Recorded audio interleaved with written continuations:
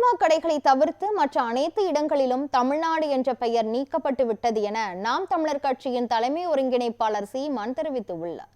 மதுரை விமான நிலையத்தில் செய்தியாளர்களை சந்தித்த அவர், உதவி பேராசிரியர் தேர்வில் கேட்கப்பட்ட கேள்விகள் அறிவுபூர்வமானதா எனவும் கேள்வி எழுப்பியுள்ளார். உதவி பேராசிரியருக்கான தேர்வு அது உயர்கல்வித்துறை நடத்தியிருக்கு. அதில் கேள்வி என்ன, 50 மதிப்பெண்களுக்கு கேள்வி என்ன, அதாவது என்ன, இல்லந்தேடி கல்வி, இதை பற்றி நீ ஒரு இதை எழுது, உன் கருத்து என்ன, நான் முதல்வன் திட்டம் அதை பற்றி கருத்து என்ன, எப்படி கலைஞரின் உதவித்தொகை அதை பற்றி உன் கருத்து என்ன. இதில் 50 மதிப்பெண்களுக்கு 5 கேள்வி. இந்த திமுக அரசு கொண்டு வந்த திட்டத்தின் பற்றி கருத்து, அதனால் ஏற்பட்ட தாக்கம், இது எழுதுன்னு கேட்குது.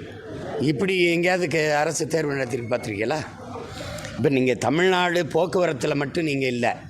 ஐயா கருணாநிதி அவர்கள் சேரர் சோழ பாண்டியன் போக்குவரத்து இருந்துச்சு, கப்பலோட்டிய தமிழன் இந்த இதெல்லாம் இருந்துச்சு. அதெல்லாம் தூக்கிட்டு இப்போ இவர் தமிழ்நாடு அரசு அதை தூக்கிட்டார். இவர் மொத்தமாகவே தமிழ்நாட்டையே தூக்கிட்டார். அரசுன்னு நீங்கள் அரசு பள்ளி, தமிழ்நாடு அரசு பள்ளி கிடையாது, தமிழ்நாடு அரசு கல்லூரி கிடையாது, தமிழ்நாடு அரசு தங்கும் விடுதி கிடையாது, எல்லாத்தையுமே அரசுன்னு தான் இருக்குது. தமிழ்நாடு மொத்தமாக தூக்கிட்டாங்க. ஒரே ஒரு இடத்துல மட்டும் தமிழ்நாடு இருக்குது, தமிழ்நாடு டாஸ்மாக். நீங்கள் வேணால் இருக்க வேணால் பார்த்துக்கிறீங்க.